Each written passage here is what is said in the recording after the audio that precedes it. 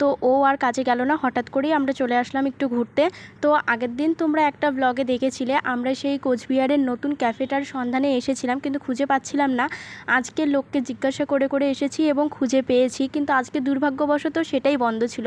আর আজকে যেহেতু সোমবার ছিল, আমার নিরামিষ ছিল, আমি ওকে বলেইছিলাম যে যদিও ক্যাফেটাতে যাই আমি কিন্তু কিচ্ছু খাবো না। পরে যখন গিয়ে দেখি ক্যাফেটা আজকে বন্ধ ছিল, তখন ওকে বলছিলাম দেখো আজকে আমার কোনো কিছু খাওয়া যাবে না, জন্য হয়তো ভগবানও চাইনি ক্যাফেটা খোলা থাকুক।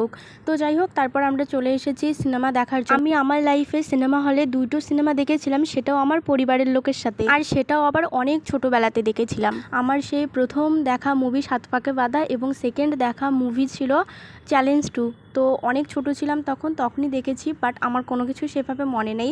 আজকে আমরা সিনেমা দেখতে এসে যখন প্রথম হলের ভিতরে প্রবেশ করি, তখন আমার রীতিমতো মাথা ঘোরা শুরু করেছে। তার কারণে সকাল থেকেই না খেয়েছিলাম, তো সেই জন্য আর ওখানে বেশিক্ষণ আমি থাকতেই পারিনি। সাথে